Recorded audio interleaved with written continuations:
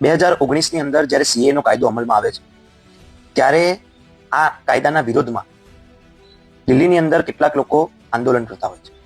પરંતુ આ આંદોલન કરતા કરતા ત્યાં એક મોટું રમખાણ સર્જાય છે અને તેમાં અંદાજિત 50 કરતા વધારે લોકોના મૃત્યુ થાય છે. ત્યારબાદ પોલીસે કેટલાક લોકોની ધરપકડ કરે છે, જેમાં શરજીલ ઇમામ, ઉમર ખાલિદ જેવા વિદ્યાર્થી નેતાઓની પણ ધરપકડ થાય છે. બીજા ઘણા બધા લોકોને મેડિકલ કારણોસર શરતી આધાર પર જામીન મળે છે,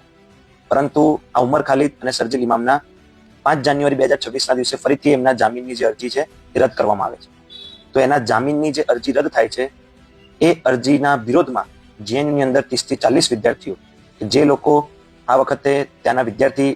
ઇલેક્શનની અંદર જીતીને આવ્યા છે, એટલે ત્યાંના વિદ્યાર્થીઓનું પ્રતિનિધિ કરે છે, એ બધા લોકો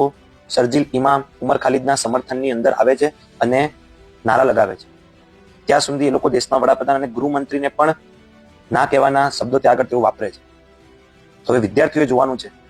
કે આપણે જે લોકોને મત આપ્યો છે એ શું વિદ્યાર્થીઓના પ્રશ્નો, સ્કોલરશિપ હોય કે પરીક્ષા હોય કે એડમિશન હોય, એના માટે કામ કરે છે કે દેશ વિરોધી કે પછી નક્સલવાદી હિડમાં હોય કે ઉમર ખાલિદ હોય કે એના સમર્થનની જ વાતો કરે.